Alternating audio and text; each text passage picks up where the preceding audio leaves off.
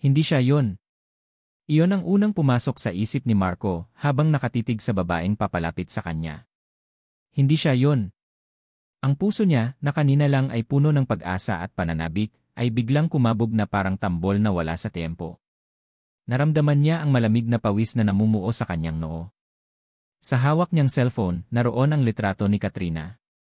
Isang babaeng may modernong gupit ng buhok, matapang na kolorete sa labi, at mga matang nangungusap ng kumpiyansa. Ang babaeng nasa litrato ay ang kanyang asawa sa papel, ang susi niya papuntang Canada. Ang katuparan ng 5 taon ng pag-ipon, ng pagtatrabaho sa ilalim ng sikat ng araw sa kanilang maliit na sakahan sa Batangas. Pero ang babaeng nasa harapan niya ngayon iba. Simple lang ang suot nitong bestida. Walang kolorete sa mukha, maliban sa pamumutla ng kanyang mga labi. Nakayuko ito ng bahagya, at ang mga kamay na magkasalikop sa harapan ay bahagyang nanginginig. Pero ang mga mata niya may kung anong lungkot at takot sa mga matang iyon na biglang nagpatigil sa mundo ni Marco. Isang oras lang ang nakalipas, kausap pa niya ang kanyang nanay LV sa telepono, ang boses nito ay garalgal dahil sa pag-iyak at tuwa. Mag-iingat ka roon, anak, sabi nito. Huwag mo kaming alalahanin dito. Malapit na, nay. Konting-konti na lang, sagot niya habang pinipigilan ang sariling mga luha. Ang pangakong iyon ang nagpalakas ng kanyang loob. Ang pangakong iyon ang dahilan kung bakit siya narito ngayon sa maingay na arrival area ng naghihintay sa babaeng magiging tulay niya sa pangarap na iyon. Ikaw si Marco, di ba? Napakurap si Marco. Ang boses ng babae ay mahina, halos pabulong, ngunit sapat na para marinig niya. Paano nito nalaman ang pangalan niya? Sinubukan niyang umiti, isang pilit na ngiti para itago ang nagwawalang kaba sa kanyang dibdib.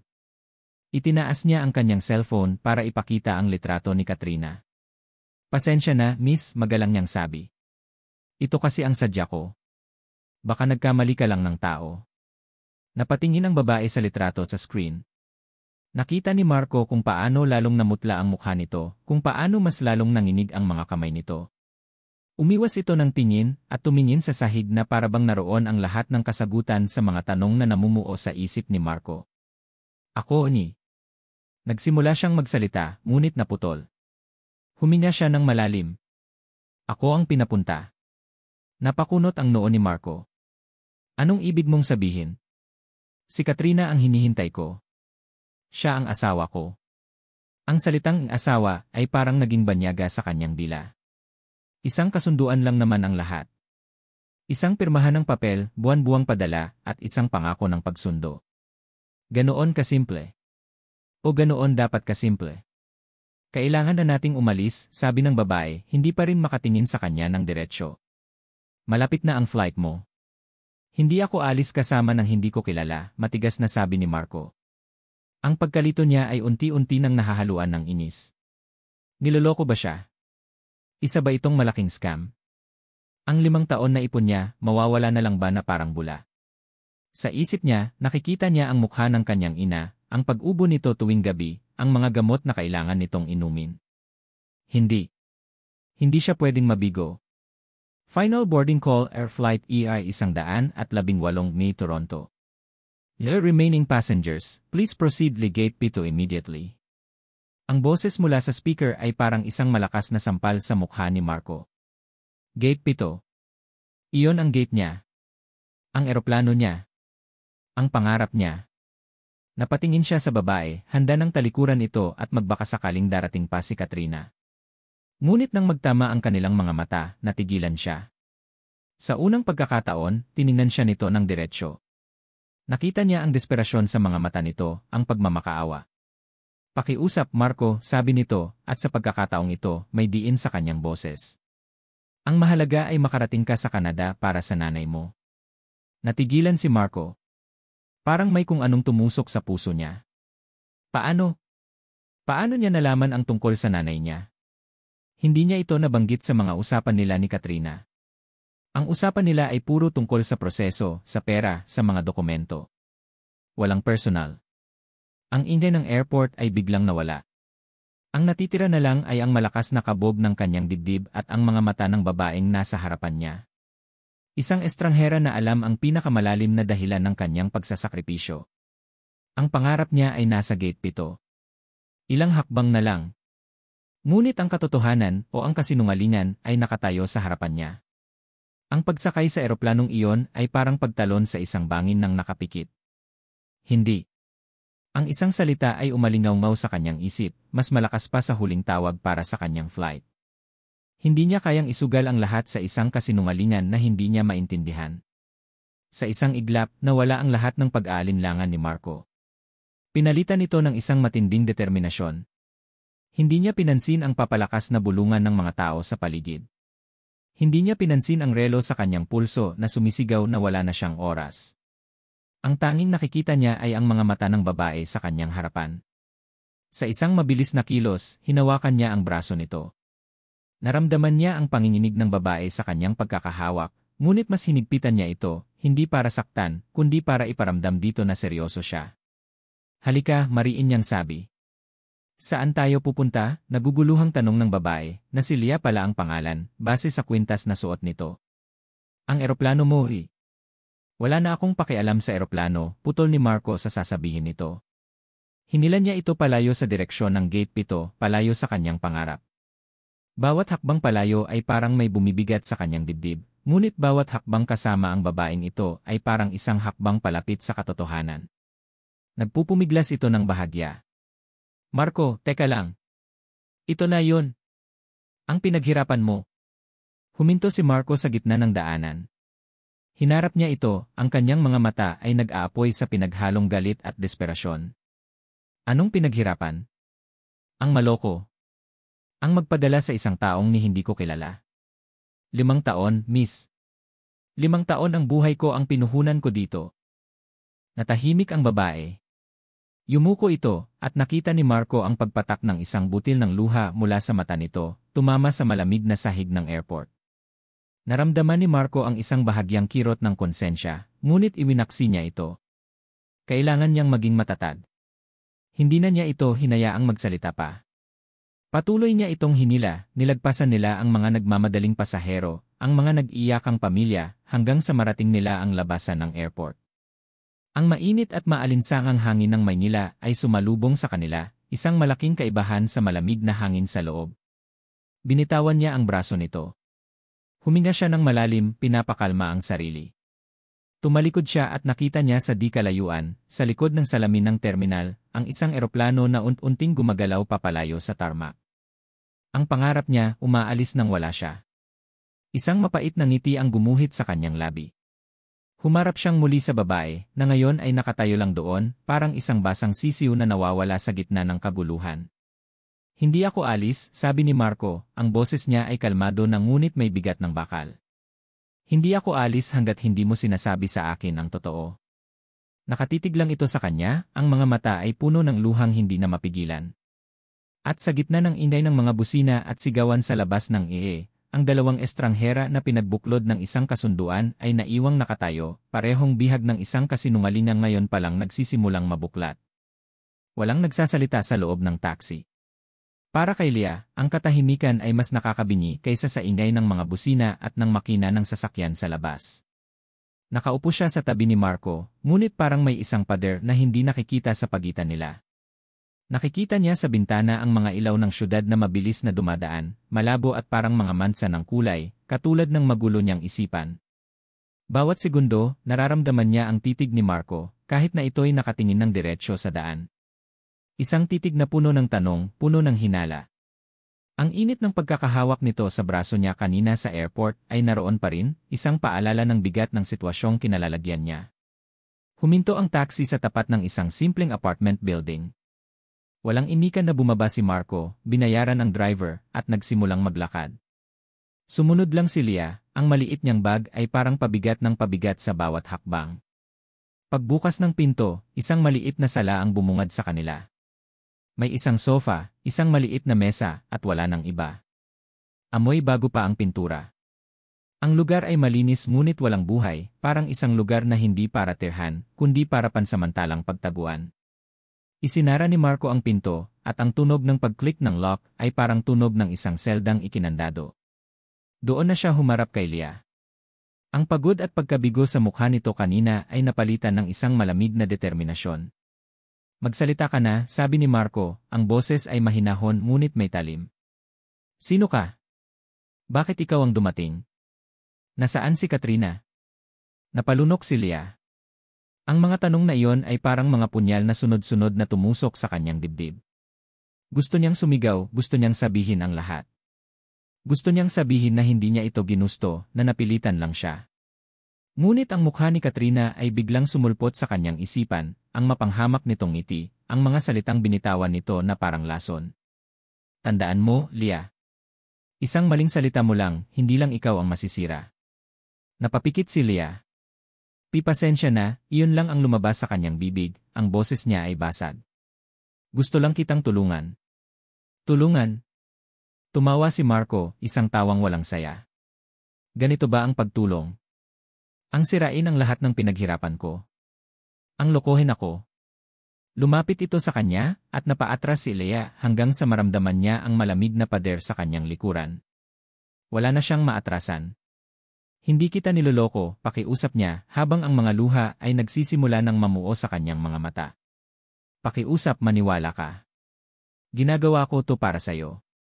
Para sa akin, umiling si Marco, puno ng pagkadismaya. Huwag mo akong daanin sa ganyan. Pera ba? May utang ba sa'yo si Katrina? Sabihin mo sa akin ang totoo. Umiling lang si Leah habang sunod-sunod nang pumatak ang kanyang mga luha. Hindi niya masabi. Hindi niya kayang ipahamak ang kanyang pamilya. Ang bawat luhang pumapatak ay para sa sarili niyang katangahan, para sa pagiging duwag niya. Nakita niya ang pagod sa mga mata ni Marco. Ang galit nito ay unti-unting napalitan ng isang malalim na pagod. Bumuntong hininga ito at lumayo, sinuklay ang buhok gamit ang mga daliri sa tindi ng frustrasyon. Matulog ka na, sabi nito, hindi na nakatingin sa kanya. Itinuro nito ang nag-iisang kwarto. Doon ka. Dito na lang ako sa sofa. Hindi na niya hinintay ang sagot ni Leah. Umupo ito sa sofa, isinandal ang ulo at ipinikit ang mga mata. Sa loob lang ng ilang minuto, sa tindi ng pagod sa biyahe at sa mga nangyari, nakatulog ito. Dahan-dahang pumasok si Leah sa kwarto. Hindi niya binuksan ang ilaw. Sa siwang ng kurtina, ang liwanag mula sa post sa labas ay nagbibigay ng kaunting ilaw sa loob. Naupo siya sa gilid ng kama, pinagmamasdan ang lalaking natutulog sa sala. Ngayon lang niya ito natitigan ng ganito. Ang mukha ni Marco, na kanina ay puno ng galit, ay ngayon ay payapa sa pagkakatulog. Ngunit kahit sa pagtulog, bakas pa rin ang bigat ng kanyang mga problema sa bahagyang pagkunot ng kanyang noo. Biglang bumalik sa alaala ni Leah ang isang gabi, 5 taon na ang nakalipas. Isang gabi na puno ng usok, ng amoy ng nasusunog na kahoy, at ng tunog ng mga sirena. Isa siyang baguhang volunteer nurse noon, at na-assign sila sa isang sunog sa isang maliit na pamilihan sa Batangas. Sa gitna ng kaguluhan, nakita niya ang isang binatang lalaki na nakaupo sa gilid ng kalsada, tulala, yakap-yakap ang isang piraso ng sunog na kahoy. Ang mukha nito ay puno ng abo at luha. Ang mga mata nito walang buhay. Isang tingin pa lang ay alam na niyang nawala dito ang lahat. Nilapitan niya ito. Ang mukha niya noon ay may takip na face mask at puno rin ng dumi, ngunit hindi iyon naging hadlang. Inabutan niya ito ng isang bote ng tubig. Hindi ito gumalaw. Kumuha siya ng basang bimpo at dahan-dahang pinunasan ang abo sa mukha nito. Okay lang yan, bulong niya. Ang mahalaga, ligtas ka. Noon lang ito tumingin sa kanya. At sa mga mata nitong puno ng kawalan ng pag-asa, nakita niya ang isang bagay na hindi niya malilimutan. Isang kaluluwang nasugatan ng malalim. Hinawakan niya ang kamay nito, isang kamay na magaspang sa pagtatrabaho, ngunit nanginginig sa sakit. Hindi niya binitawan hanggang sa dumating ang mga kaanak nito. Hindi niya nalaman ang pangalan nito, ngunit ang mukha nitong puno ng pighati ay nanatili sa kanyang isipan. Makalipas ang ilang taon, nang ipakita sa kanya ni Katrina ang litrato ng lalaking pakakasalan nito para sa isang kasunduan, halos himatayin siya. Ang binata mula sa gabing iyon ay si Marco pala. At doon nagsimula ang lahat. Ang lihim niyang pagtingin, ang pagnanais na protektahan ito kahit sa malayo, ang naging dahilan kung bakit siya pumayag sa plano ni Katrina. Naniwala siyang sa pagtulong niya kay Marco na makarating sa Canada, kahit sa likod ng isang kasinungalingan, ay binabayaran niya ang sakit na nakita niya sa mga mata nito noon. Naputol ang kanyang pag-isip nang mag-vibrate ang cellphone sa loob ng kanyang bag, dahan-dahan niya itong kinuha. Ang puso niya ay nagsimulang kumabog ng mabilis nang makita ang pangalan sa screen. Katrina. May isang text message. Nanginginig ang mga kamay niyang binuksan ito. Isang maling galaw mo lang, Leah. Tandaan mo ang utang ng pamilya mo sa akin. Naramdaman niya ang panlalamig ng buo niyang katawan. Ang banta ay malinaw. Ang hawla na kinalalagyan niya ay lalong humigpit. Sa kanyang takot, napatingin siyang muli kay Marco. Ngunit nagulat siya nang makitang gising na ito. Nakadilat ang mga mata nito at nakatitig sa kanya. Ang tingin nito ay hindi na mainit sa galit, kundi malamig. Malamig na parang yelo. Nahuli siya nito. Ang katahimikan sa pagitan nila ay biglang napuno ng isang bagong uri ng tensyon. Isang tensyon na mas mabigat at mas malamig. Ang pagod sa mga mata ni Marco ay nawala, napalitan ng isang matalas na pagmamasid, na para bang sinusuri nito ang bawat hibla ng kanyang pagkatao. Hindi ka makatulog, tanong ni Marco, ang boses ay kalmado, ngunit walang emosyon. Mabilis na itinago ni Leah ang kanyang cellphone. Hindi. Medyo naninibago lang sa lugar. Isang mahinang palusot at alam niyang alam din ni Marco iyon. Hindi ito kumibo. Nanatili lang itong nakatitig at sa ilalim ng tingin na yon, pakiramdam ni Leah ay hubad na hubad ang kanyang kaluluwa. Ang lahat ng kasinungalingan na pilit niyang itinatayo ay parang mga pader na gawa sa buhangin, unti-unting guguho. Sinubukan niyang umiti. Magpahinga ka na ulit. Mahaba ang araw natin bukas. Anong gagawin natin bukas? Tanong nito, diretsyo. Ano ang plano mo? O baka dapat ang itanong ko, ano ang plano ninyo? Ang salitang ninyo ay tumama kay Leah na parang sampal. Alam nitong may kasabwat siya. Ang tangang pag-vibrate ng kanyang cellphone ang naglantad sa kanya. Hindi siya nakasagot. Anong sasabihin niya? Na ang sarili niyang pinsan ang nagtulak sa kanya sa impyernong ito. Na ang perang pinaghirapan ni Marco ay napupunta sa mga luho at sugal ni Katrina. Na ang tanging dahilan kung bakit siya pumayag ay dahil sa isang utang na loob na hindi niya kayang talikuran at sa isang lihim na pagtingin na hindi niya kayang aminin. Lahat ng iyon ay parang mga salitang nakabara sa kanyang lalamunan. Tumayo si Marco mula sa sofa. Bawat hakbang nito palapit sa pintuan ng kwarto kung nasaan siya ay mabagal at may bigat. Huminto ito sa may hamba ng pinto, ang katawan nito ay bumabakat sa dilim. Sino ka ba talaga? Ulit nito sa tanong, ngunit ngayon mas mabigat na. Hindi na ito isang tanong na puno ng galit, kundi isang tanong na puno ng isang malalim at nakakapanghinang pagod. At ano ang kailangan mo sa akin? Hindi niya kayang salubungin ang tingin nito. Napayuko si Leah, hinayaan na takpan ng kanyang buhok ang kanyang mukha. Hinayaan niyang maging pananggalang iyon sa kahihiyan at takot na nararamdaman niya. Gusto kong umuwi, halos pabulong niyang sabi. Ito lang ang tanging katotohanan na kaya niyang bigkasin sa mga sandaling iyon. Isang mahabang katahimikan ang sumunod. Inaasahan na ni Leah ang sigaw, ang panunumbat. Ngunit ang narinig niya ay isang malalim na buntong hininga. Hindi pwede, sagot ni Marco, ang boses ay matigas na ulit. Hindi ka alis dito hanggat hindi ko nalalaman ang lahat. Mula ngayon, kung saan ako pupunta, doon ka pupunta. Hindi kita iiwan mag-isa. Hindi kita hahayaang makatakas. Ang mga salita niya ay hindi isang banta, kundi isang deklarasyon. Isang pangungusap na nagbigay diin sa kanilang sitwasyon, magkasama sila sa problemang ito, gusto man nila o hindi. Hindi na nagsalita pa si Marco. Tinalikuran na niya ito at bumalik sa sofa. Ngunit alam ni Leah na hindi na ito matutulog.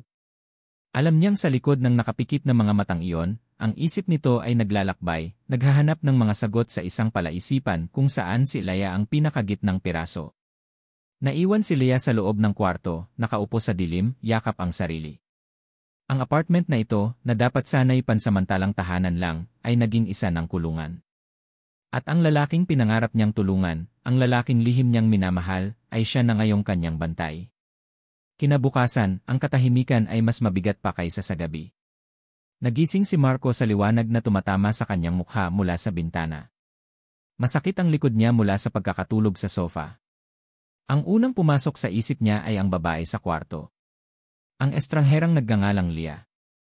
Narinig niya ang mahinang kaluskos mula sa kusina. Dahan-dahan siyang bumangon, bawat galaw ay maingat, na parang isang mangangasong nagmamanman.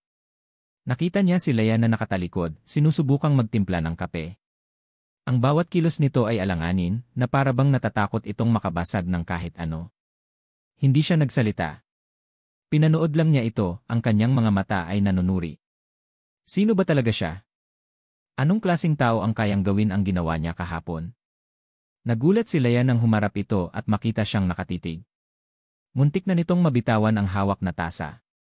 Gusto mo ng kape, alok nito, ang boses ay nanginginig. Umiling lang si Marco. Ang distansya sa pagitan nila ay parang isang malawak na karagatan ng hinala at hindi pagkakaintindihan. Ding dong! Ang tunog ng doorbell ay biglang bumasag sa tensyonadong katahimikan. Napatalon si Leia sa gulat. Si Marco naman ay agad na napahanda. Nagkatinginan sila, ang parehong tanong ay mababasa sa kanilang mga mata. Sino yan? Dahan-dahang lumapit si Marco sa pinto at sumilip sa peephole. Shit, pabulong niyang mura. Yung landlady. Napatingin sa kanya si Leia, ang mukha ay puno ng pag-aalala. Ding dong! Muli mas malakas na yon. Marco. Magandang umaga. Nandyan na ba ang maganda mong misis? Gusto ko lang siyang batiin ng welcome. Ang masayang boses ng matanda sa labas ay parang isang hatol ng kamatayan para sa kanila. Napasabunot si Marco sa kanyang buhok. Anong gagawin niya? Anong sasabihin niya? Sabihin mo wala, mungkahin ni Leia, ang boses ay halos hindi marinig. At ano? Magtataka yun kung bakit wala ang asawa ko isang araw pagkatapos naming dumating, ganting bulong ni Marco. Marco. Okay lang ba kayo dyan? Wala na silang oras. Sa isang iglap, isang bagay ang nagbago kay Leia. Ang takot sa kanyang mga mata ay napalitan ng isang biglaang determinasyon. Humakbang ito palapit kay Marco, ang mga mata ay nagsasabing, magtiwala ka sa akin. Bago pa man makakilos si Marco, hinawakan ni Leia ang braso niya, huminga ng malalim at binuksan ang pinto. Isang malapad na ngiti ang isinalubong ni Leia sa matandang babae. Magandang umaga po. Pasensya na po kayo, medyo nag-aayos pa kami. Si Aling Nita, ang landlady, ay napangiti ng pagkalaki-laki. Nako, iha. Ikaw na pala yan.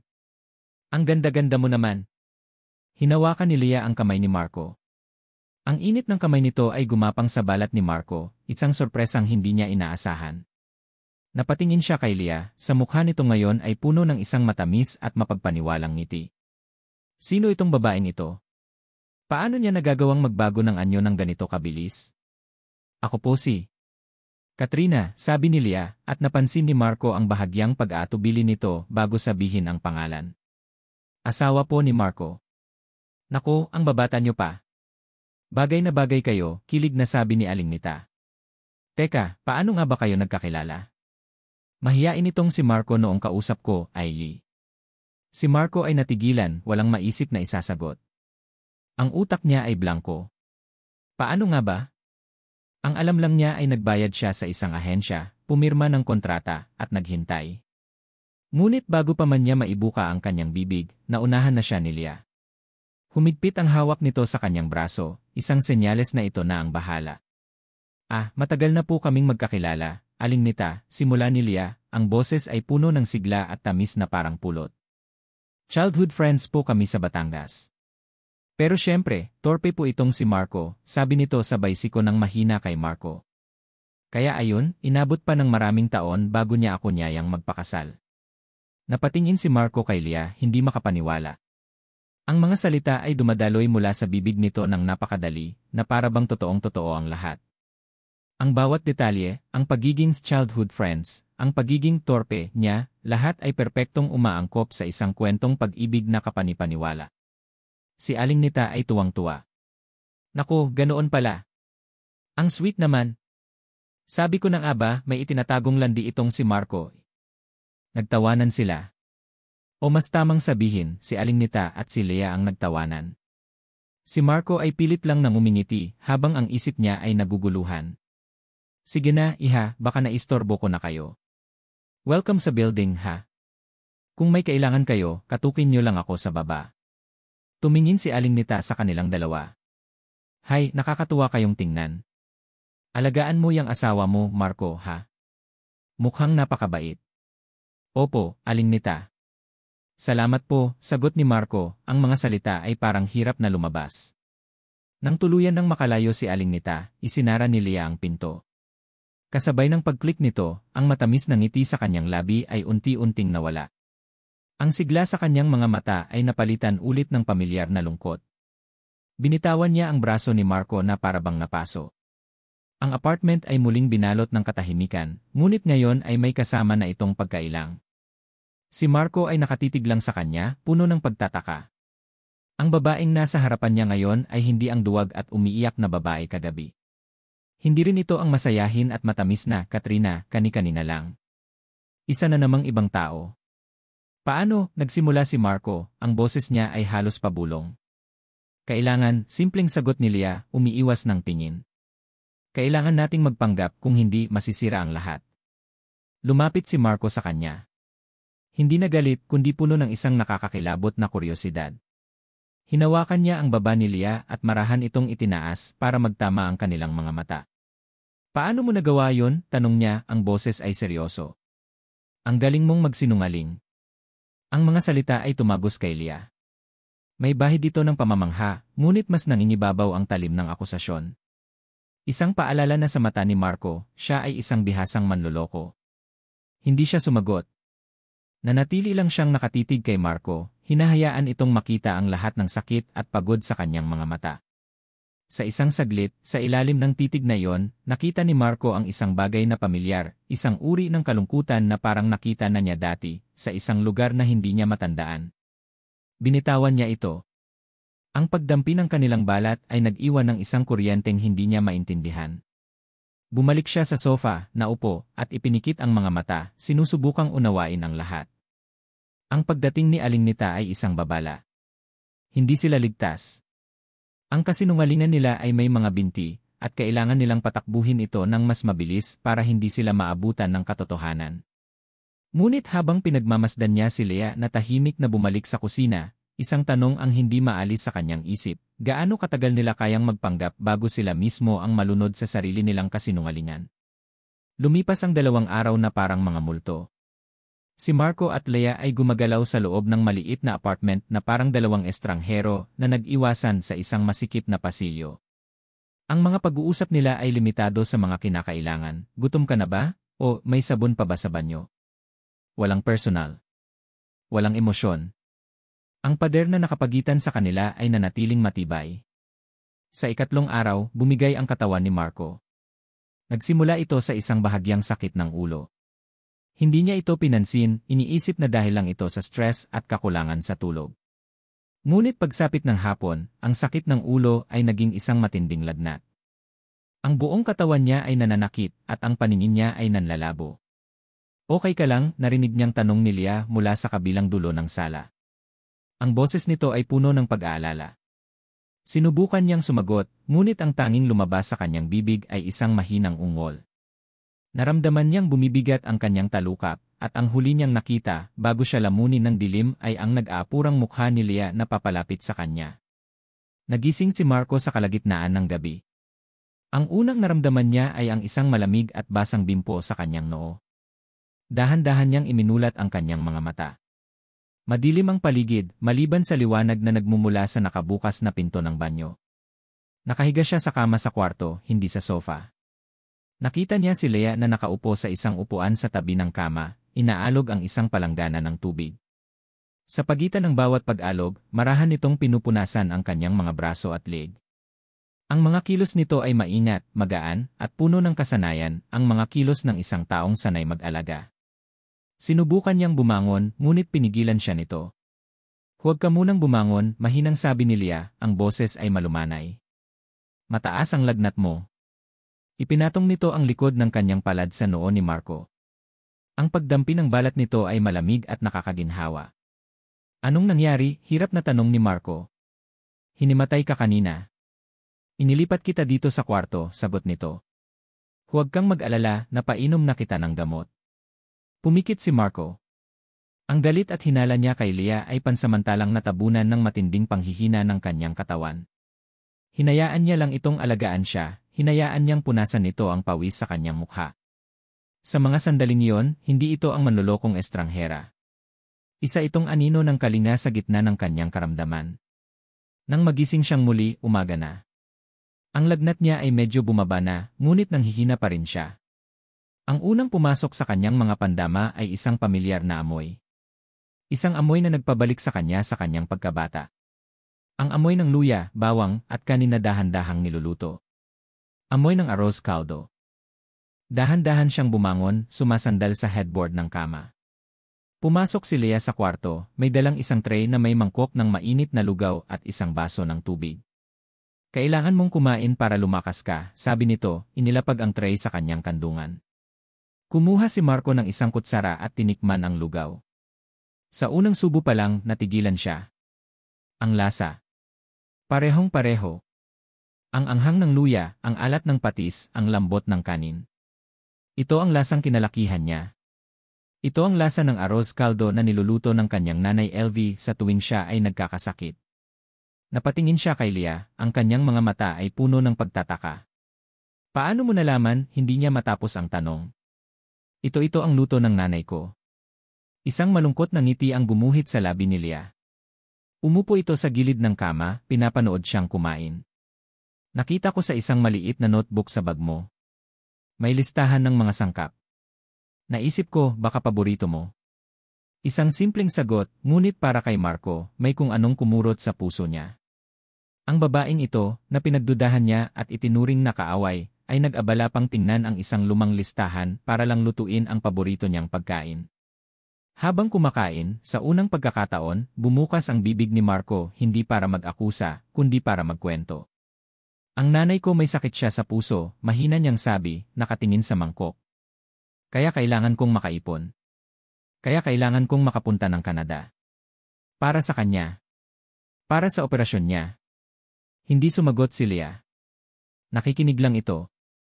Ngunit nang mag-angat siya ng tingin, nakita niya ang mga mata nito. Walang pagkukunwari. Walang panloloko. Ang nakita niya ay isang dalisay na pakikiramay, isang pangunawa na tumagos sa pader na itinayo niya sa pagitan nila. Ang pag-aalaga nito, ang lasa ng pamilyar na lugaw, at ang tahimik nitong pakikinig ay nagsimulang tunawin ang yelo sa kanyang puso. Ang galit niya ay hindi pa nawawala, ngunit sa ilalim nito, isang bagong damdamin ang nagsisimulang umusbong, isang maliit na binhi ng pagtitiwala. Ubos niya ang buong mangkok ng lugaw. Nang kunin ni Leah ang tray, nagtama muli ang kanilang mga mata. Salamat, sabi ni Marco. Isang salitang binitawan niya ng may buong katapatan. Isang bahagyang ngiti ang isinukli ni Leah, isang tunay na ngiti sa unang pagkakataon. At sa saglit na yon, ang maliit na apartment ay hindi na naging kulungan, kundi isang lugar kung saan ang dalawang sugatang kaluluwa ay nagsimulang maghilom. Ngunit ang panandaliang kapayapaan ay biglang naputol. Tumunog ang cellphone ni Leah na naiwan sa ibabaw ng mesa. Pareho silang napatingin dito. Sa screen, isang pangalan ang umilaw. Katrina. Agad na nagbago ang mukha ni Leah. Ang bahagyang ngiti ay napalitan ng takot. Mabilis niyang kinuha ang cellphone at nagmamadaling tumakbo papasok sa banyo, isinara ang pinto sa likuran niya. Si Marco, kahit nanghihina pa, ay biglang nagising sa katotohanan. Bumalik ang lahat ng hinala. Sino si Katrina? At bakit kailangang sagutin ni Leah ang tawag nito ng palihim? Ang binhi ng tiwala na katatanim pa lang ay biglang nangamba. Sa loob ng banyo, nanginginig na sinagot ni Leah ang tawag. Isinandal niya ang kanyang noo sa malamig na pinto, pinipigilan ang sariling mga hikbi. Hello? Aba, sumagot ka rin. Ang boses ni Katrina sa kabilang linya ay matinis at puno ng pangungutya. Kamusta na ang pagiging asawa-asawahan mo dyan? Nag-enjoy ka na ba sa pagiging asawa niya, pinsan? Ang salitang si pinsan ay parang isang sampal. Napapikit si Leah. Katrina, pakiusap, tigilan mo na to. Isang malakas na tawa ang narinig niya. Tigilan? Bakit ko titigilan? Ngayong nagsisimula pa lang ang saya. Nabalitaan ko, hindi tumuloy ng Canada ang asawa mo. Kasalanan mo yan, di ba? Ang tanga-tanga mo talaga, kahit kailan. Hindi niya kasalanan, mahinang sagot ni Leah. Ako ang may kasalanan. Mabutit alam mo, sabi ni Katrina. At dahil dyan, may kabayaran ang katangahan mo. Kailangan ko ng pera, Leah. 20,000. Ipadala mo sa account ko. Ngayon na. Nanlaki ang mga mata ni Leah. Saan ako kukuha ng ganoong kalaking pera? Wala akong trabaho dito. Wala akong. Wala kang pakialam kung saan ka kukuha, sigaw ni Katrina, ang boses ay nagiging desperado. Humingi ka sa kanya. Sigurado akong may natitira pa sa perang pinaghirapan niya. Sabihin mo kailangan mo para sa pamilya mo. Sanay ka namang magsinungaling, di ba? Naramdaman ni Leah ang pag-init ng kanyang mga mata. Hindi ko kayang gawin yan. Hindi ko siya lolokohin. Hindi mo lolokohin? Muling tumawa si Katrina, isang tawang nakakakilabot. Leah, gumising ka nga. Ang buong pagkatao mo dyan ay isang malaking kasinungalingan. Ano ang pinagkaiba ng isa pang maliit na pagsisinungaling? Humina ang boses nito, naging isang mapanganib na bulong. Gawin mo ang sinasabi ko. Ibigay mo ang pera. At kung hindi, naglakas loob na tanong ni Leah. Isang sandaling katahimikan. At pagkatapos, ang mga salitang nagpatigil sa pagtibok ng puso ni Leah. Kung hindi, sabi ni Katrina, dahan-dahan at may diin sa bawat salita, malalaman niya ang lahat. Malalaman niya na ang babaeng nag-aalaga sa kanya ay galing sa pamilyang may malaking utang sa akin. Malalaman niya na ang lahat ng ito ay isang malaking palabas. At sisiguraduhin kong malalaman din ng immigration ang lahat. Paalam, Canada. Paalam, pangarap para sa nanay niya. Gusto mo ba yon, Leah? Ang bawat salita ay parang lason na unti-unting kumakalat sa buong sistema niya. Ang pagbabanta ay hindi na lang tungkol sa kanya, kundi tungkol na rin sa kinabukasan ni Marco, sa buhay ng nanay nito. Wala siyang pagpipilian. Siya ay nasa isang hawla na si Katrina ang may hawak ng susi. Gagawin ko, halos hindi na marinig na sabi ni Leah, ang boses niya ay basag na sa pag-iyak. Ibigay mo lang sa akin ang pera. Pakiusap. Huwag mo siyang sasaktan. Good girl, sabi ni Katrina, bago ibaba ang tawag. Nabitawan ni Leah ang cellphone. Napasandal siya sa pader at dahan-dahang napaupo sa sahig, ang mga luha ay malayang dumadaloy sa kanyang mukha. Pakiramdam niya ay nalulunod siya at walang sinumang makakasagip sa kanya. Sa labas ng banyo nakatayo si Marco. Hindi niya sinasadyang makinig. Dinala siya ng kanyang mga paa doon, dala ng bumalik na hinala. Hindi niya narinig ang buong usapan. Ang pinto ng banyo ay makapal. Ang narinig lang niya ay mga pira-pirasong salita, mga salitang sinabi ni Leah sa desperadong tono. Hindi ko siya lolokohin. Gagawin ko. Ibigay mo lang sa akin ang pera. Pakiusap eh. Ang mga pira-pirasong salita na iyon, kung pagsasama-samahin sa isip ng isang taong puno na ng pagdududa, ay bumubuo ng isang larawan. Isang napakasakit na larawan. Ang pag-aalaga. Ang arroz caldo. Ang sandali ng pagtitiwala. Lahat ba yun ay isang palabas? Isang paghahanda para sa sandaling ito. Para makuha ang tiwala niya bago siya hingan ng pera. Ang init ng lagnat ay bumalik, ngunit hindi sa kanyang katawan, kundi sa kanyang puso. Isang init na dala ng galit at pagkabigo. Naramdaman niya ang pait sa kanyang lalamunan. Ang tanga niya. Ang tanga-tanga niya para maniwala, kahit sa isang saglit lang. Dahan-dahan siyang bumalik sa kama, ang bawat hakbang ay mabigat, na para bang pasan niya ang buong mundo. Umupo siya at hinintay ito. Ang sakit ng kanyang katawan ay wala nang sinabi sa sakit na nararamdaman niya sa loob. Ilang minuto ang lumipas bago bumukas ang pinto ng banyo. Lumabas si Leah, ang mukha ay namumugto sa kaiyak. Ang buhok ay magulo. Nang makita siya nitong gising at nakatingin, natigilan ito. Ang mukha nito ay puno ng pagkakasala. Para kay Marco, ang itsura nitong iyon ay isang kumpirmasyon. Hindi siya nagsalita. Kinuha niya ang kanyang wallet mula sa ibabaw ng mesa. Mula sa loob, kinuha niya ang isang makapal na bungkos ng pera, ang natitirang pera mula sa ipon niya, ang perang dapat sana ay para sa mga unang buwan nila sa Canada. Walang salitang itinapon niya ang pera sa ibabaw ng kama, sa pagitan nilang dalawa. Ang mga piraso ng papel na may mukha ng mga bayani ay kumalat na parang mga tuyong dahon. Napatingin si Leah sa pera, at pagkatapos ay sa kanya, ang mga mata ay nanlalaki sa gulat at hindi pagkakaintindi. Tinitigan siya ni Marco, ang kanyang mga mata ay kasing lamig ng yelo. Ang init at pasasalamat na naroon kanina ay ganap ng naglaho, napalitan ng isang malalim at mapait na pagkabigo.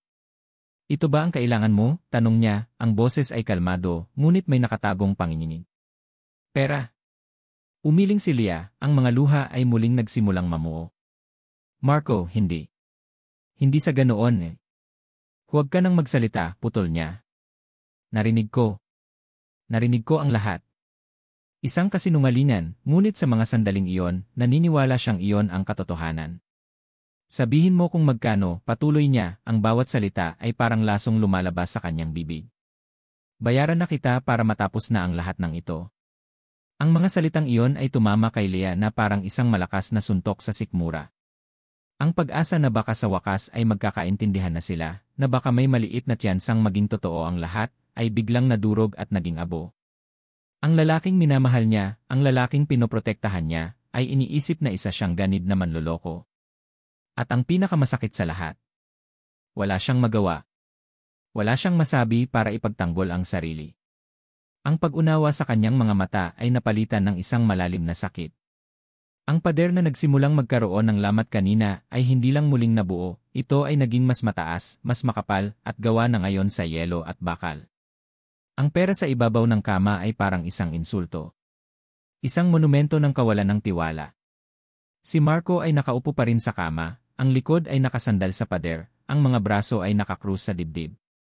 Ang postura niya ay nagsisigaw ng depensa, ng galit. Ang lagnat sa kanyang katawan ay bumabalik, ngunit ang init nito ay walang-wala sa apoy na nag-aalab sa kanyang puso. Kunin mo na, utos niya, ang boses ay mahina ngunit may diin. Iyan naman talaga ang gusto mo, di ba? Umiling si Leah, ang mga luha ay patuloy na dumadaloy sa kanyang mga pisngi. Hindi, Marco. Hindi mo naiintindihan. Ang alin ang hindi ko naiintindihan, tumayo siya, ang biglaang paggalaw ay nagdulot ng pagkahilo, ngunit hindi niya ito ininda. Na ginamit mo ang kahinaan ko. Na sinamantala mo ang pagiging mag-isa ko dito para makuha ang tiwala ko. Na lahat ng pag-aalaga mo lahat ng iyon ay isang malaking palabas. Bawat tanong ay parang isang latigo na humahagupit kay Leah. Bawat salita ay tumatagos sa kanyang puso, nag-iwan ng sugat na hindi nakikita.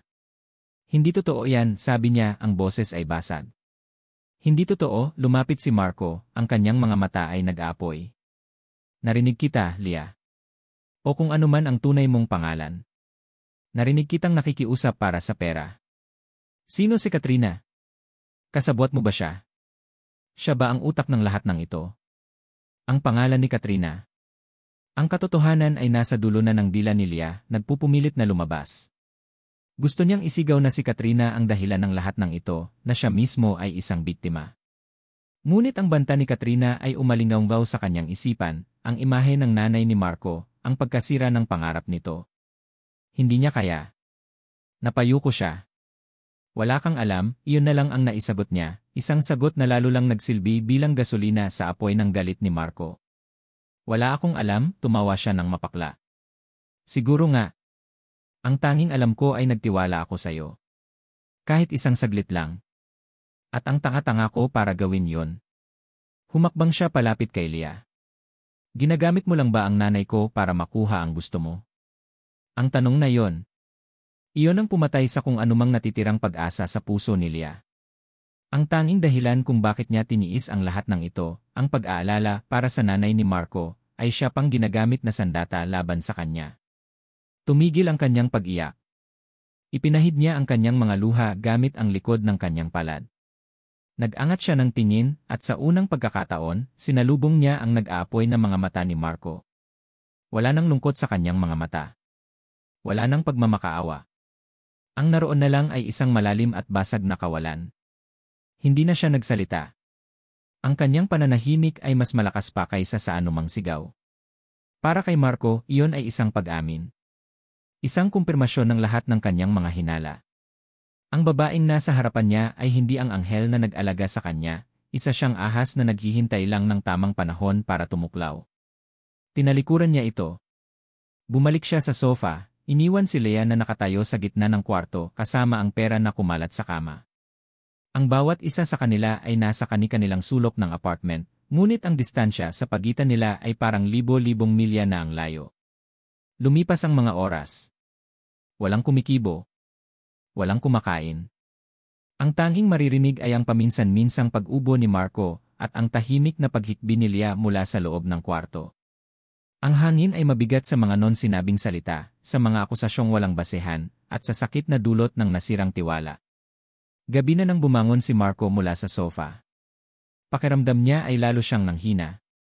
Pumasok siya sa kusina para uminom ng tubig, at doon niya nakita si Leah, nakaupo sa sahig sa isang sulok, yakap-yakap ang kanyang mga tuhod. Hindi niya ito pinansin. Kumuha siya ng baso at nagsalin ng tubig. Ngunit bago pa niya mailapat ang baso sa kanyang bibig, isang tunog mula sa kanyang cellphone ang pumutol sa katahimikan. Isang tunog na hindi niya madalas marinig. Isang email notification. Kinakabahan kinuha niya ang cellphone mula sa kanyang bulsa.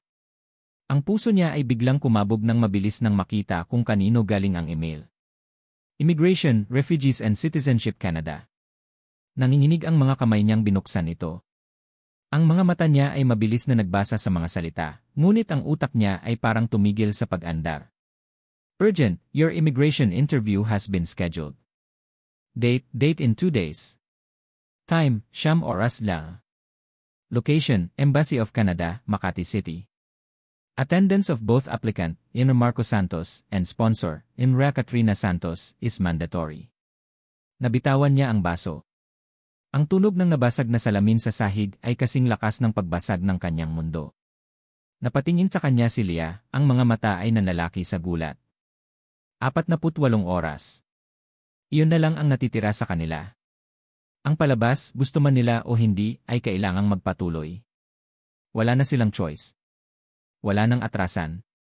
Ang balita tungkol sa interview ay parang isang bomba na sumabog sa gitna ng kanilang katahimikan. Anong gagawin natin? Iyon ang unang tanong ni Leah, tumayo mula sa pagkakaupo sa sahig. Ang mga mata ay nakatingin sa nabasag na salamin at pagkatapos ay kay Marco. Ang takot ay malinaw sa kanyang boses. Pinulot ni Marco ang kanyang cellphone, hindi pinapansin ang mga bubog sa sahig. Pinakita niya ang screen kay Leah. Ito ang gagawin natin. Pupunta tayo. Pero paano, nanginginig na tanong ni Leah. Hindi ako si Katrina. Paano kung magtanong sila?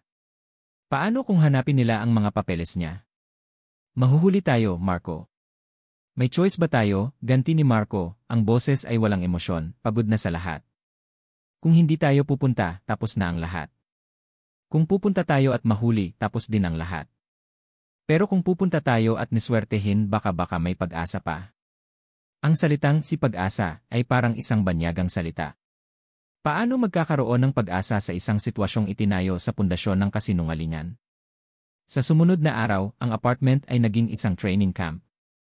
Pinilit ni Marco si Leah na kabisaduhin ang bawat detalye tungkol kay Katrina na alam niya, ang birthday nito, ang pangalan ng mga magulang nito, ang address na nakasulat sa mga dokumento. Kailangan nating maging perpekto, sabi ni Marco, paulit-ulit. Isang maling sagot lang, tapos tayo. Si Leah naman ay tumango lang, sumusunod na parang isang robot. Ang kanyang isip ay wala doon.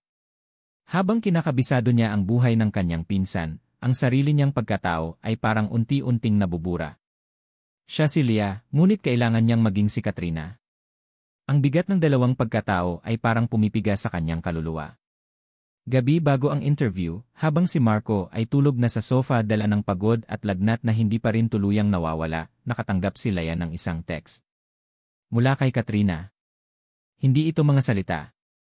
Isa itong litrato. Isang litratong kuha mula sa malayo. Nakatutok ito sa isang maliit na bahay na may munting hardin sa harap. Ang bahay na yon kilala niya. Iyon ang bahay ng mga magulang ni Marco sa Batangas.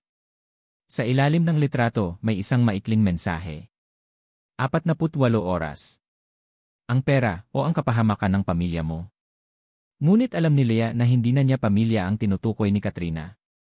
Ang banta ay para sa pamilya ni Marco. Nabitawan ni Leah ang kanyang cellphone. Naramdaman niya ang pag-akyat ng asido sa kanyang lalamunan. Ang kasamaan ni Katrina ay walang hangganan. Handa itong manakit ng mga inosenteng tao para lang makuha ang gusto nito. Napatingin siya kay Marco na mahimbing na natutulog. Nakikita niya ang pagod sa mukha nito, ang mga pangarap na nakasabit sa balikat nito.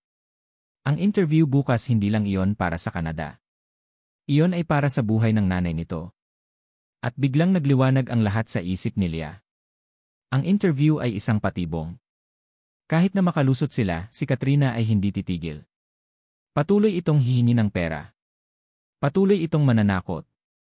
Hanggat siya, si Leah, ay nasa tabi ni Marco, ang buhay nito ay laging nasa panganib. Ang tanging paraan para protektahan si Marco ay ang mawala sa buhay nito. Nanginginig ang mga kamay niyang kumuha ng isang piraso ng papel at ballpen. Anong isusulat niya? Paano niya ipapaliwanag ang isang bagay na kahit siya ay hindi na maintindihan? Sa huli, simple lang ang isinulat niya, ang bawat letra ay bas ng kanyang mga luha. Marco, patawarin mo ako. Patawarin mo ako sa lahat ng kasinungalingan. Hindi ko na kaya. Mas magiging mabuti ka kung wala ako. Sana makuha mo pa rin ang pangarap mo. Hindi na niya nilagdaan ang pangalan niya. Dahil sino ba siya? Si Leah. Si Katrina. Isa lang siyang multo sa buhay ni Marco. Maingat niyang inilapag ang sulat sa mesa sa tabi ng sofa. Kinuha niya ang kanyang maliit na bag, isinilid ang kanyang cellphone at wallet at wala nang iba. Bago siya umalis, nilapitan niya si Marco. Pinagmasdan niya ang mukha nito sa huling pagkakataon. Dahan-dahan, marahan, na parang isang magnanakaw sa gabi, hinaplos niya ang buhok nito. Isang haplos na puno ng lahat ng hindi niya masabi, ang kanyang pagsisisi, ang kanyang pag-aalala, at ang kanyang lihim na pagmamahal. Paalam, Marco, bulong niya sa hangin. Pagkatapos ay tumalikod na siya. Binuksan niya ang pinto ng walang ingay at lumabas sa madilim na gabi, tinatalikuran ang nag-iisang lalaking minahal niya, dala-dala ang lahat ng kasalanan ng mundo sa kanyang mga balikat. Nagising si Marco sa sikat ng araw na tumatama sa kanyang mukha. Umaga na. Ang unang napansin niya ay ang sobrang katahimikan. Bumangon siya. Leah, tawag niya. Walang sagot. Pumunta siya sa kwarto. Walang tao. Ang kama ay maayos na para bang walang natulog doon. Pumunta siya sa banyo sa kusina. Walang Leah. Ang kanyang puso ay nagsimulang kumabog ng mabilis. Impossible. Hindi siya iiwan nito. Hindi na yon. Hindi sa araw ng interview. At doon, nakita niya ang isang nakatuping papel sa ibabaw ng mesa. Kinuha niya ito. Binuksan. Binasa. Patawarin mo ako. Ang mga salita ay parang mga suntok sa kanyang sikmura. Ang sulat kamay ay nanginginig, may mga mansa ng tulo ng luha. Mas magiging mabuti ka kung wala ako. Ang papel ay nahulog mula sa kanyang mga kamay. Napatingin siya sa paligid ng walang buhay na apartment.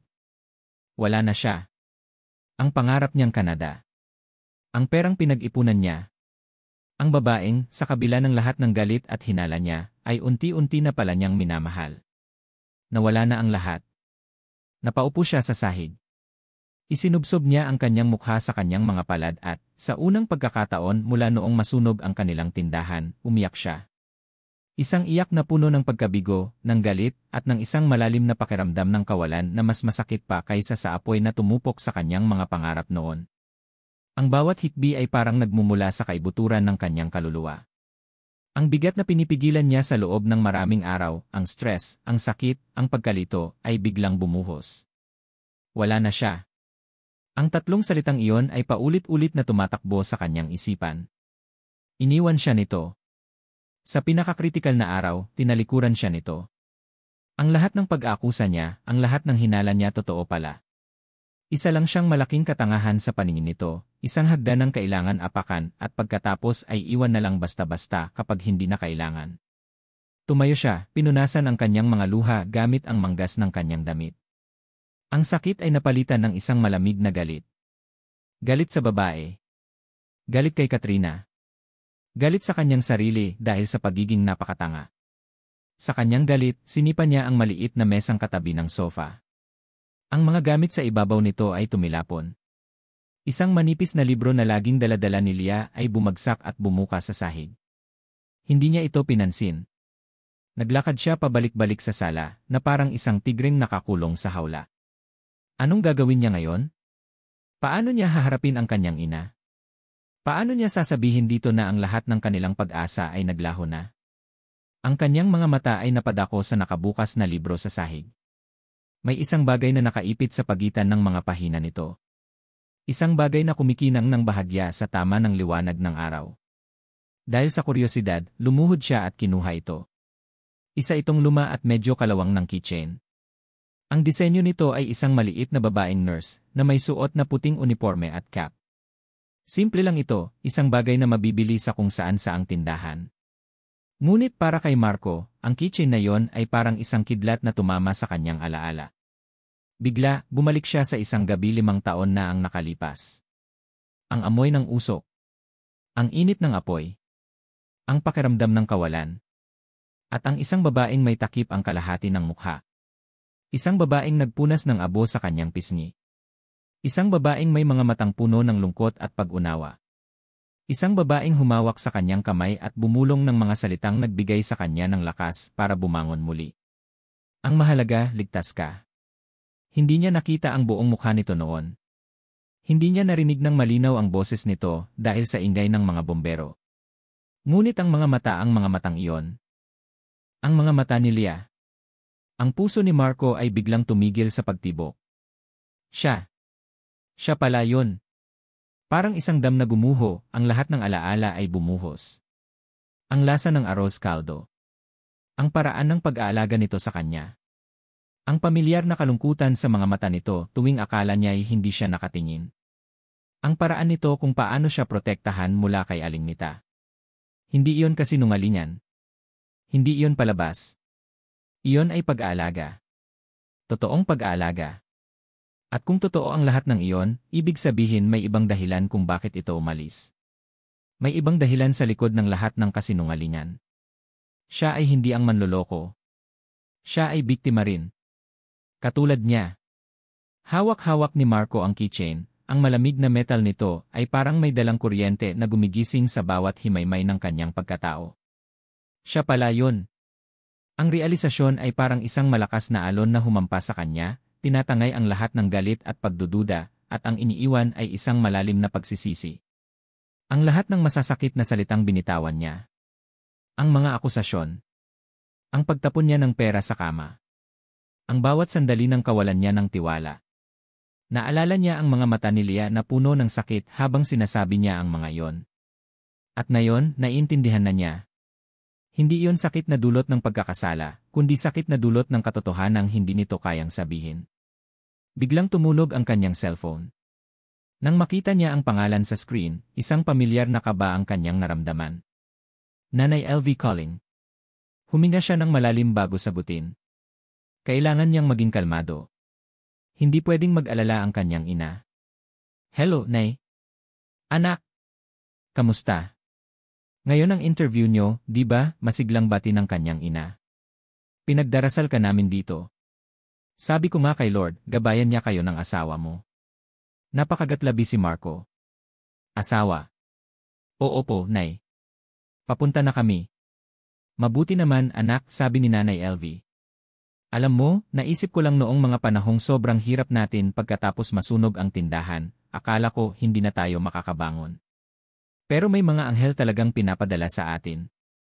Nakinig lang si Marco, ang kanyang puso ay kumikirot.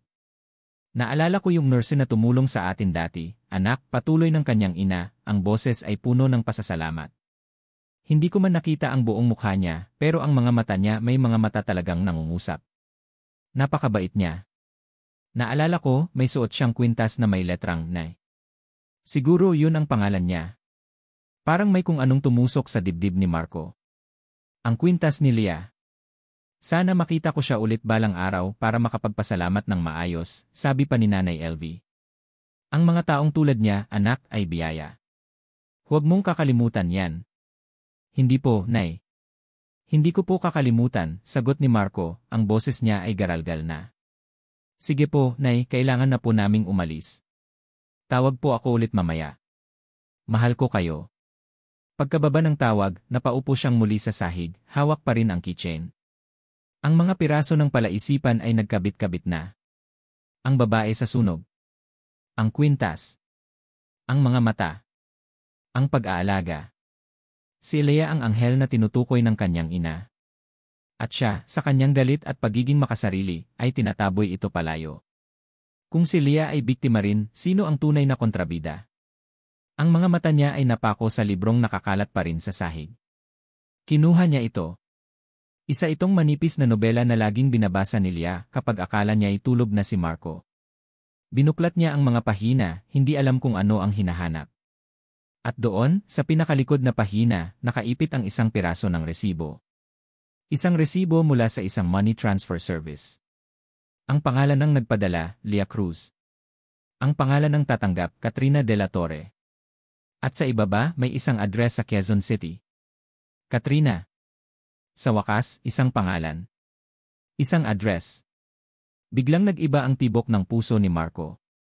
Ang pagsisisi ay napalitan ng isang bagong damdamin, determinasyon. Wala na siyang pakialam sa interview. Wala na siyang pakialam sa Canada. Ang mga pangarap na iyon ay maaaring maghintay. Ngunit ang babaeng 2 beses nang nagligtas sa kanya, minsan mula sa apoy, at ngayon mula sa kanyang sariling pagkabulag ay hindi. Kailangan niyang hanapin si Leah. Kailangan niyang humingi ng tawad. Kailangan niyang ayusin ang lahat. Mabilis siyang tumayo. Hinanap niya ang kanyang sapatos at wallet. Ang lagnat at panghihina ng katawan ay parang biglang naglaho, napalitan ng adrenaline. Habang nagmamadaling lumabas ng pinto, napansin niya ang sulat na iniwan ni Leah, nakakalat pa rin sa sahig. Dinampot niya ito. Sana makuha mo pa rin ang pangarap mo. Hindi na yun ang pangarap ko, bulong niya sa sarili, habang nilulukot ang papel sa kanyang kamay. Isinara niya ang pinto ng apartment at tumakbo pababa ng hagdan. Ang tanging pangarap niya ngayon ay may pangalan. At ang pangalan nito ay Leah. Ang address na nakasulat sa resibo ay nagdala kay Marco sa isang luma, ngunit disenteng apartment complex sa Quezon City. Bawat segundo sa loob ng taxi ay parang isang oras, ang dibdib niya ay kumakabog sa pinaghalong kaba at pag-asa. Paano kung wala si Leah doon? Paano kung huli na ang lahat? Nang makita niya ang gusali, agad siyang bumaba at halos takbuhin ang hagdanan papunta sa unit number na nakasulat sa resibo. Walang katok-katok. Ang pinto ay bahagyang nakaawang at mula sa loob, narinig niya ang mga boses. Isang boses na pamilyar at puno ng galit at isa pang boses na mahina at nagmamakaawa, ang boses ni Leah. Dahan-dahan niyang itinulak ang pinto. Ang eksenang tumambad sa kanya ay nagpatigil sa kanyang paghinga. Nakita niya si Leah, nakatayo sa gitna ng isang maliit na sala, ang mukha ay basang-basa sa luha. Sa harapan nito ay isang babae na hindi niya pa nakikita ng personal, ngunit kilalang kilala niya. Ang babae mula sa litrato. Si Katrina. Ang tanga-tanga mo, sigaw ni Katrina, dinuduro si Leah. Bakit ka umalis doon? Ngayon na ang interview. Paano na ang pera ko? Wala na akong pakialam sa pera mo, Katrina, sagot ni Leah. Ang boses ay nanginginig ngunit may bakas ng tapang. Hindi ko na kayang manloko ng ibang tao para sa'yo. Tumawa si Katrina ng malakas. Manloko? Huwag kang magmalinis, Leah. Kasama ka sa planong to. At huwag mong kalimutan, may utang na loob ang pamilya mo sa akin. Ang perang ipinampaaral mo, galing sa akin yon. Binabayaran ko na yon, ganti ni Leah. Habang buhay ko na bang pagbabayaran yon? Pati kaluluwa ko, kukunin mo. Kung kinakailangan, sabi ni Katrina, ang mukha ay nag-iba, naging itsura ng isang demonyo. At mayong sinira mo ang lahat, paano na? Saan ako kukuha ng pambayad sa mga utang ko? Problema mo na yan, matatag na sabi ni Leah. Ang sagot na iyon ang nagpainit sa ulo ni Katrina. Sa isang mabilis na kilos, sinampal nito si Leah. Ang tunog ng sampal ay umalingaw-ngaw sa buong silid. At iyon na ang hudyat para kay Marco. Hindi na siya nag-isip. Pumasok siya sa loob ng apartment. Ang kanyang presensya ay nagpatigil sa lahat. Si Katrina ay napanganga, habang si Leah naman ay napatingin sa kanya, ang mga mata ay nanlalaki sa gulat at takot. Marco Lee. Bulong ni Leah. Nilagpasan ni Marco si Katrina na parang hindi ito nag-i-exist. Ang kanyang buong atensyon ay na kay Leah. Nakita niya ang pamumula ng pisngi nito kung saan ito sinampal. Ang galit ay kumulo sa kanyang dugo. Dahan-dahan niyang hinawakan ang braso ni Leah at marahang hinila ito sa kanyang likuran, na para bang isang kalasag na poprotekta dito mula sa lahat ng panganib. Pagkatapos ay hinarap niya si Katrina. Tama na, Katrina, sabi ni Marco, ang boses ay kalmado, ngunit may bigat na nakakatakot. Tapos na ang laro mo. Nagulat si Katrina, ngunit agad ding nakabawi. Itinaas nito ang kilay. At sino ka para sabihin yan? Ikaw itong naghahanap ng peking asawa. Pare-pareho lang tayong naglolokohan dito. Nagkakamali ka, sagot ni Marco. Ako, naghahanap ako ng paraan para sa nanay ko. Ikaw, nanloloko ka para sa sarili mo. At siya, tumingin siya saglit kay Lea sa kanyang likuran, siya, biktima lang ng kasakiman mo. Tumawa si Katrina. Biktima. Huwag mo akong patawanin, Marco. Mahal ka niyan. Mahal ka ng pinsan kong yan kaya siya pumayag sa lahat. Isang dakilang martyr. Ang mga salitang iyon ay tumama kay Marco, ngunit hindi na siya nagulat. Alam na niya. Sa puso niya, alam na niya.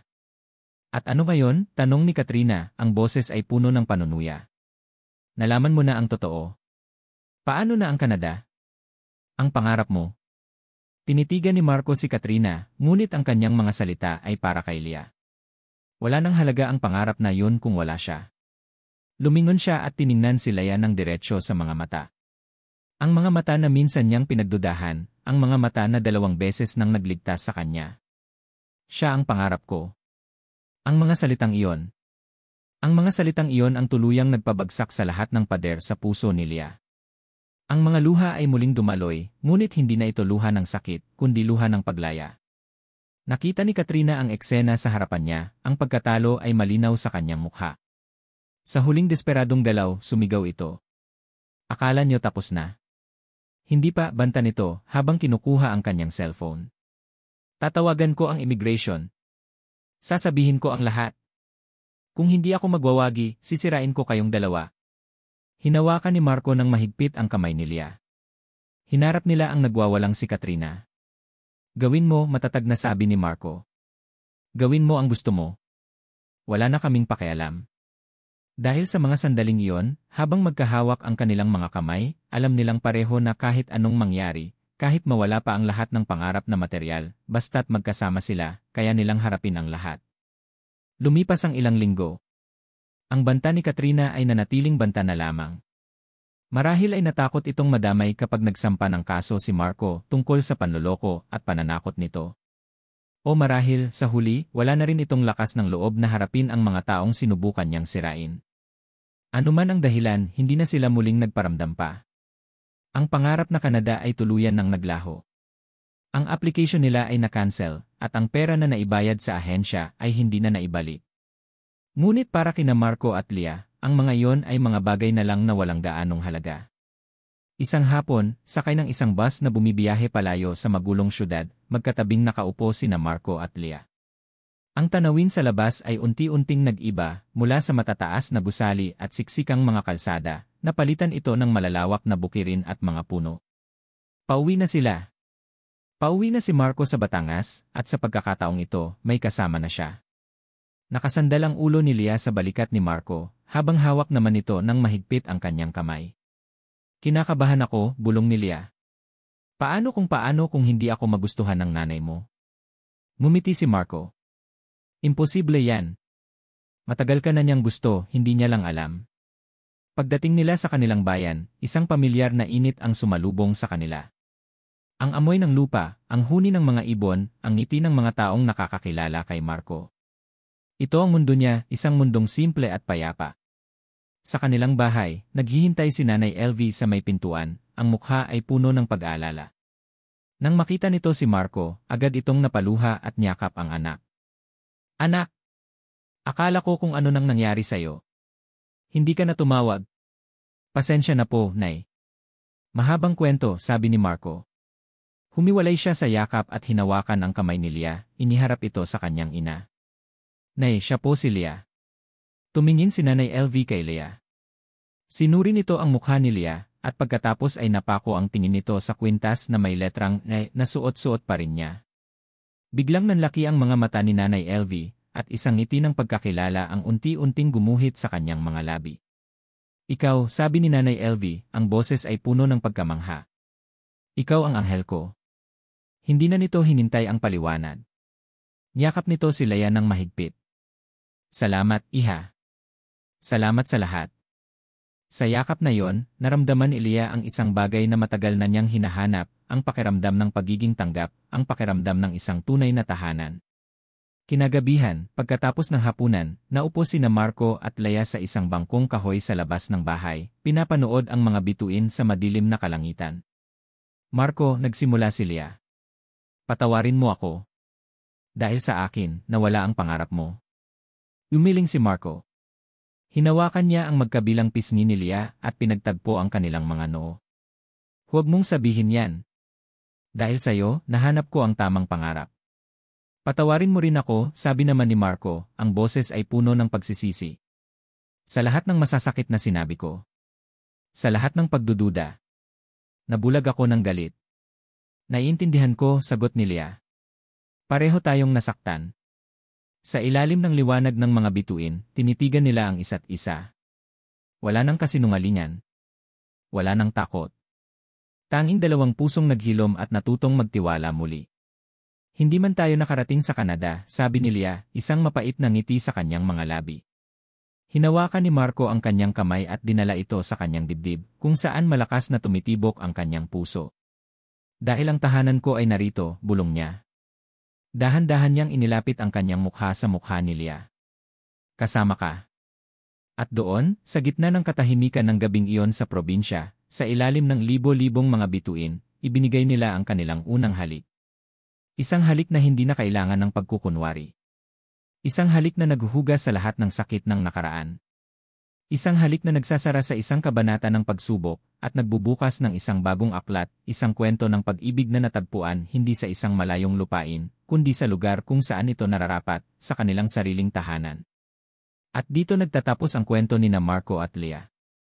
Mula sa kaibuturan ng aking puso, maraming salamat sa inyong walang sawang pagsubaybay. Salamat sa bawat sandaling inilaan nyo upang samahan ang ating mga bida sa kanilang masalimuot at madamdaming paglalakbay.